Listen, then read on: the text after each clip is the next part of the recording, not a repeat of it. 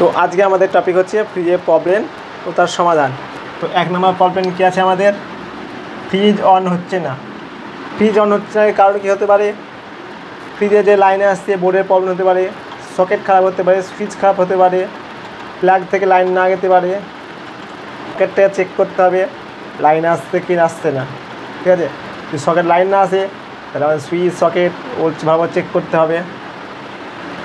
2 নম্বর হচ্ছে ফ্রিজ চালু আছে কিন্তু ঠান্ডা হচ্ছে না। এর প্রবলেম কী হতে পারে? ফ্রিজ চালু তো আছে কিন্তু ঠান্ডা হচ্ছে না।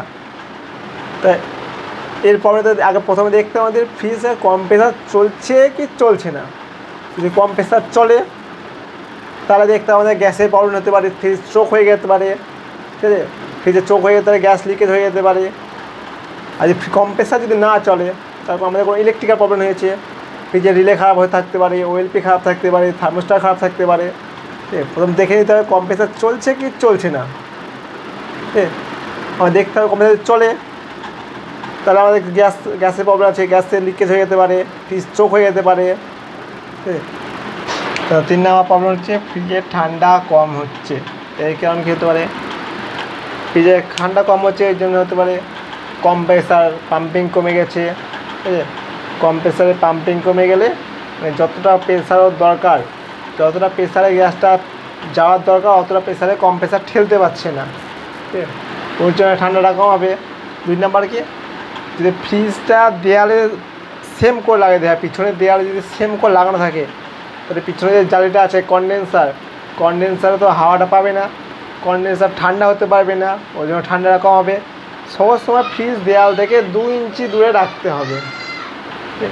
সকল সময় ফ্রিজ দেয়াল থেকে 2 ইঞ্চি দূরে রাখতে, যাতে হাওয়া বাতাসটা ঠিকঠাকভাবে যায়, কনডেন্সারটা খুব ঠান্ডা হতে পারে। কনডেন্সার যদি ঠান্ডা না হয় ফ্রিজে ঠান্ডা কম হবে। 4 নম্বর হচ্ছে ফ্রিজ ঠান্ডা বেশি হচ্ছে।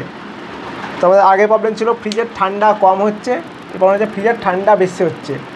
তো কিছু হতে পারে ফ্রিজের ঠান্ডা বেশি হওয়ার জন্য আমাদের প্রবলেম যেটা হচ্ছে ওটা হচ্ছে থার্মোস্টারের প্রবলেম আছে। ঠিক আছে, থার্মোস্টার ঠিকঠাক কাজ করছে না, কিংবা থার্মোস্টারের যে পাইপটা আছে ওটা হয়তো ফ্রিজের ডিপের সঙ্গে লেগে নেই। থার্মোস্টার ঠিকঠাকভাবে কাজ না করলে থার্মোস্টার ঠান্ডা হচ্ছে কাট করছে না, তো কম্প্রেসার চলতেই থাকছে, তো তখন তো ঠান্ডা বেশি হয়ে যাবে। 5 নম্বরে হচ্ছে কম্প্রেসার বারবার টিপ করছে।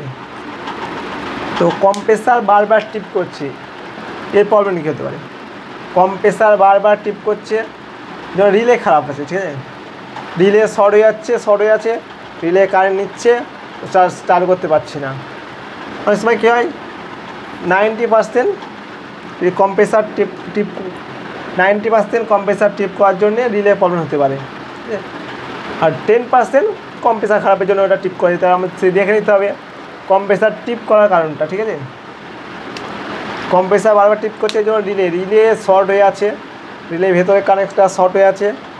ঠিক আছে, রিলে ভেতরে কানেক্টটা শর্ট হয়ে আছে, ওর জন্য কম্প্রেসার রিলে চালু করতে পারছে না। কম্প্রেসার 2-1 সেকেন্ড চলছে আবার টিপ করে যাচ্ছে, 2-1 সেকেন্ড চলছে আবার টিপ করে যাচ্ছে।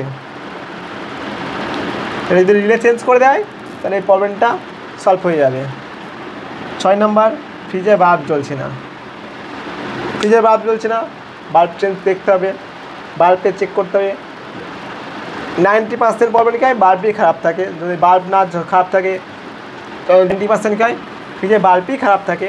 আর যদি বাল্ব না জ্বলে, যদি নতুন বাল্ব লাগে যদি না জ্বলে তাহলে ডোর সুইচ দেখতে হবে, ডোরের পাশে একটা সুইচ আছে সুইচটা চেক করতে হবে, সুইচ থেকে লাইনে আসছে কি আসছে না। এবার 90% সময় বাল্বই খারাপ হয়, সুইচটা খুব কমই খারাপ হয়। আর সুইচ চেঞ্জ করে জ্বলছে না, আমাদের ওয়ারিং দেখতে হবে, ওয়ারিংয়ের তার খারাপ হতে পারে। হ্যাঁ,